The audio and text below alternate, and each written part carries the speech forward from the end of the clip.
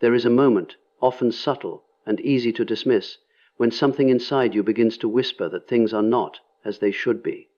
It does not arrive dramatically. There is no clear evidence, no obvious betrayal, no single event you can point to.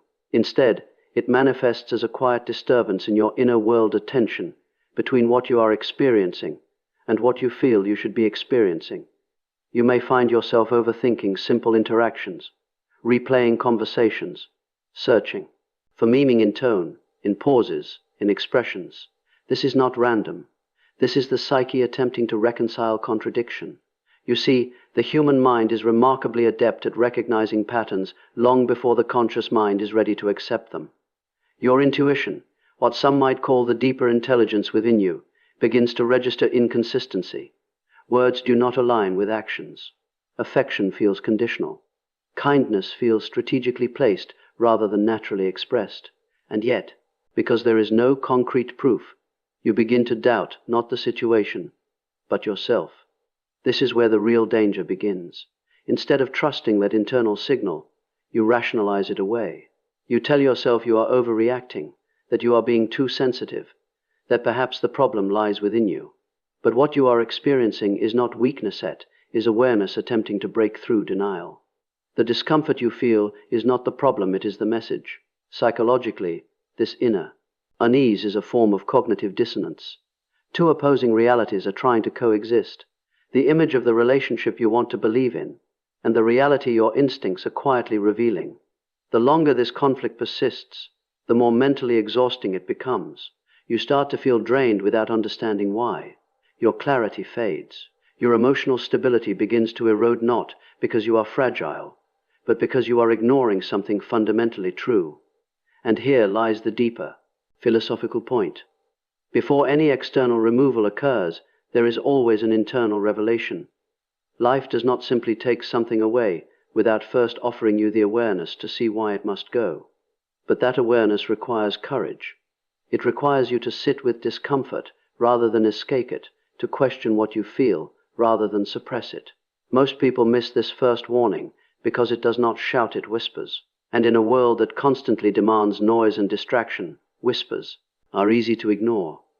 But if you learn to listen, truly listen, you will realize that this quiet unease is not confusion, it is clarity in its earliest form. And the question you must ask yourself is simple.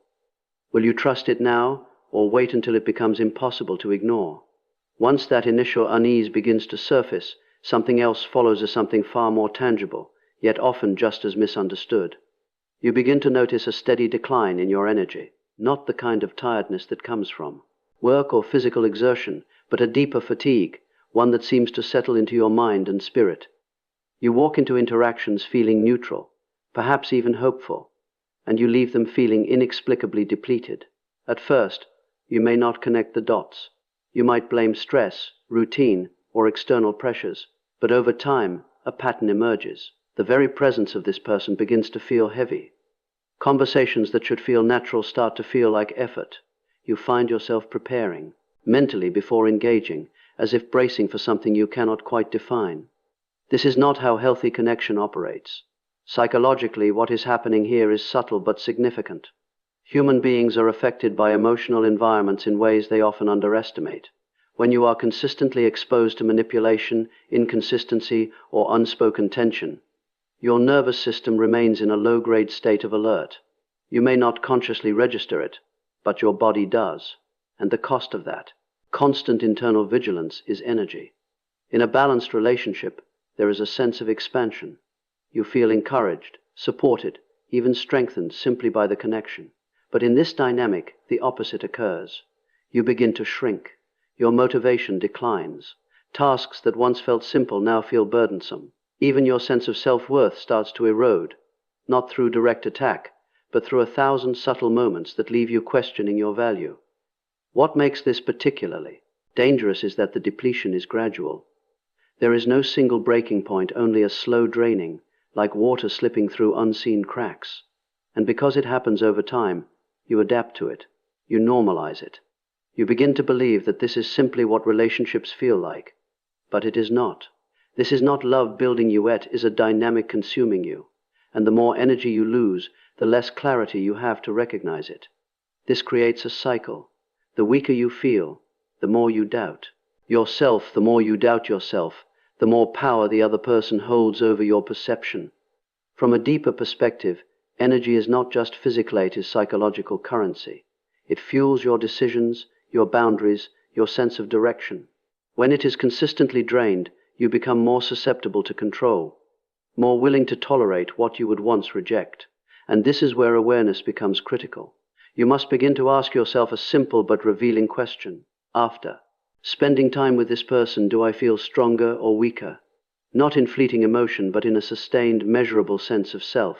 Because the truth is, anything that consistently diminishes your energy is not aligned with your growth, it is aligned with your erosion. And if you ignore that long enough, you won't just lose your energy, you will lose the very strength needed to reclaim it. As this depletion continues, something even more profound begins to take place, so gradual that you may not recognize it until much later. You begin to lose your sense of self, not in a dramatic or obvious way, but in small, almost invisible adjustments that accumulate over time. You start modifying your behavior, choosing your words more carefully, avoiding certain topics, suppressing reactions that once came naturally to you. At first, it feels like compromise, and in any relationship, a degree of compromise is necessary. But this is different. This is not mutual adaptation, it is one-sided erosion. You are no longer expressing yourself freely. You are managing yourself to maintain stability, to avoid conflict, to preserve a fragile peace that never quite holds. Psychologically, this is where the individual begins to detach from their authentic identity. You start prioritizing the emotional climate of the relationship over your internal truth. Instead of asking, "What do I feel?" you begin asking, "What will keep things calm?" And in doing so, you unknowingly abandon the very core of who you are. This creates a dangerous internal division. There is the version of you that exists within the relationship, controlled, cautious, restrained, and then there is the authentic self beneath it, the one that is slowly being silenced. The longer this continues, the wider the gap becomes. And with that gap comes a growing sense of disconnection, not just from the other person, but from yourself. You may begin to notice that your confidence is no longer what it once was. Decisions that used to feel simple now feel overwhelming. You hesitate more.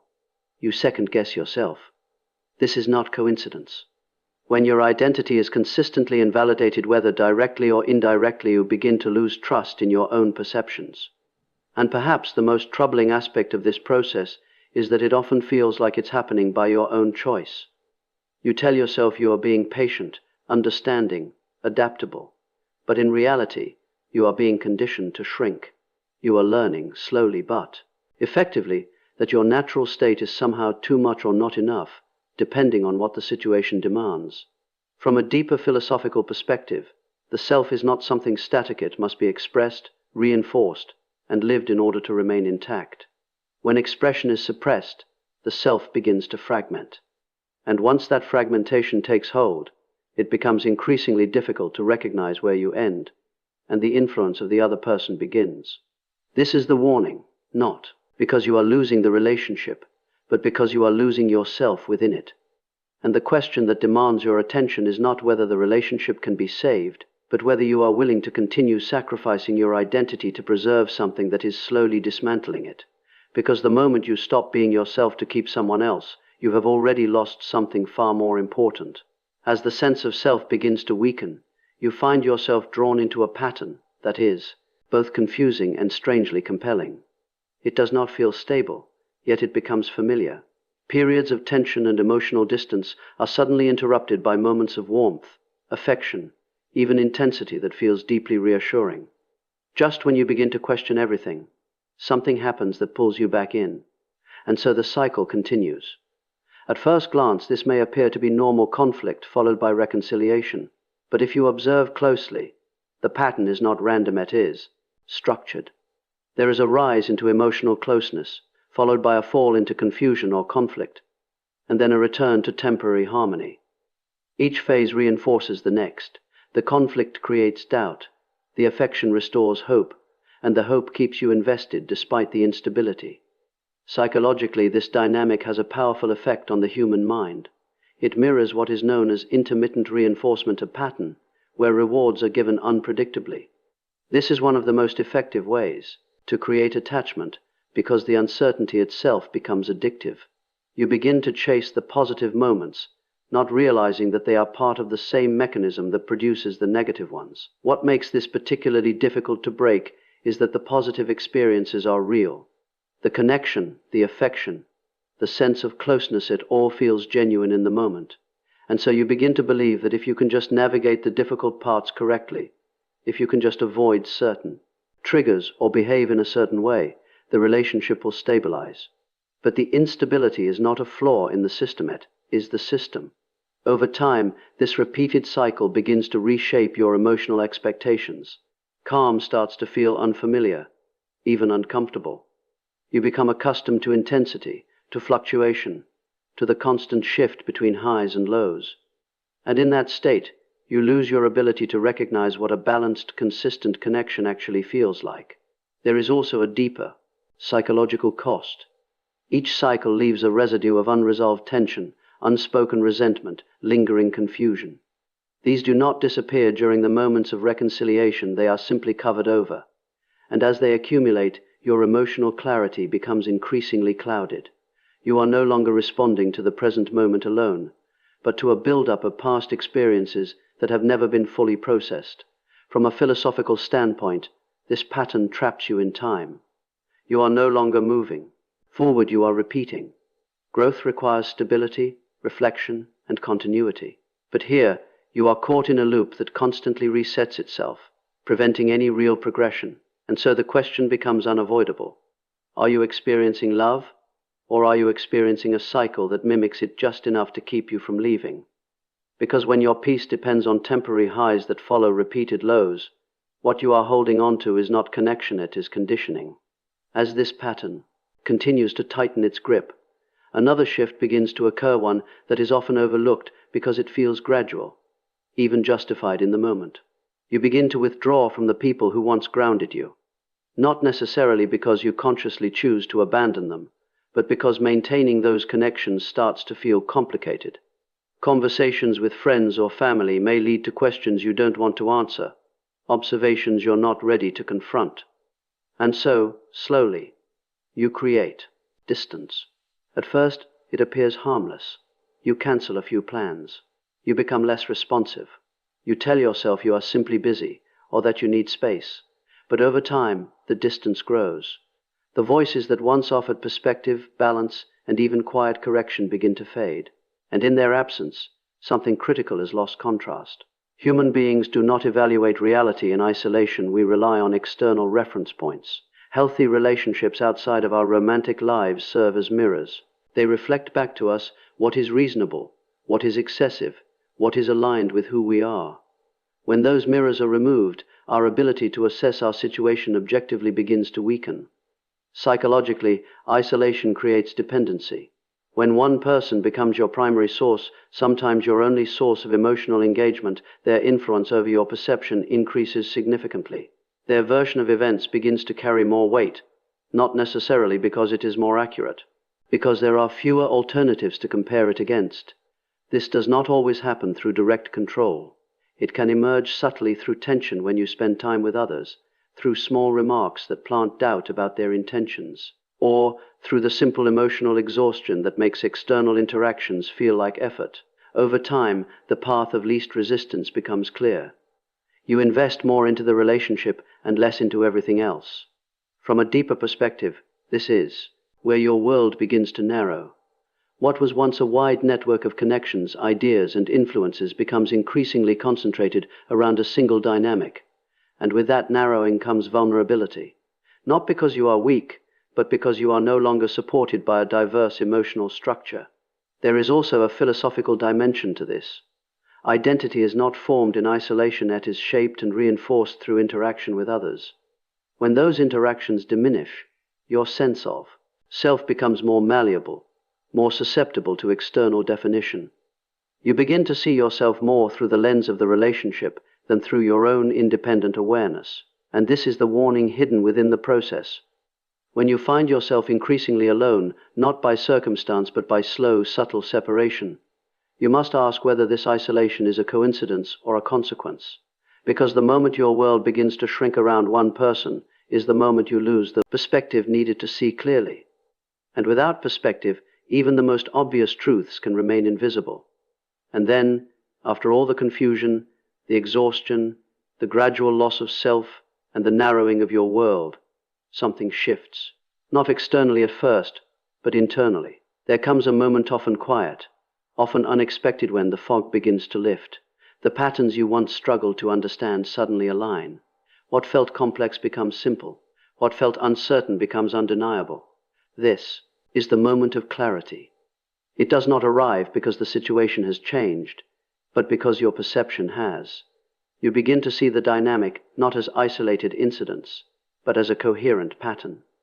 The emotional highs and lows, the subtle erosion of your identity, the distance from others, the persistent unease, it all connects. And once it connects, it cannot be unseen. Psychologically, this is a form of cognitive integration.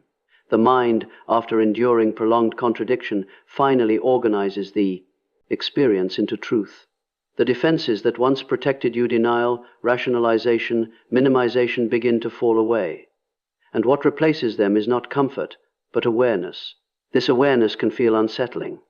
There is often a sense of grief, not only for the relationship as it is, but for the version of it you believed in. You realize that much of what you held onto was not reality, but interpretation, hope layered over inconsistency, meaning projected onto behavior that never truly aligned with it. This realization can be difficult to accept, because it requires you to let go not just of the person, but of the narrative you constructed around them. But within that discomfort lies something essential. Truth restores your agency. For the first time, you are no longer reacting blindly within the cycle. You are observing it. You are no longer trying to fix what you do not understand. You are recognizing what cannot be fixed through your effort alone. And in that recognition, a choice emerges, one that was always there, but never fully visible. From a philosophical perspective, this moment represents a turning point between unconscious participation and conscious decision. As long as you remain unaware, you are bound to the pattern. But once you see it clearly, you are no longer trapped in the same way. You may still feel attached, you may still hesitate, but you cannot return to ignorance. And this is why this moment is both powerful and demanding, because clarity does not allow neutrality. Once you see the truth, you are faced with responsibility, the responsibility to act in alignment with what you now understand. Many people reach this point and turn away, choosing familiarity over truth. But the cost of that choice is profound, because it requires you to betray your own awareness. So the real question is not whether the truth is clear, it is whether you are willing to honor it. Because the moment you truly see what is happening is the moment your life begins to ask something of you.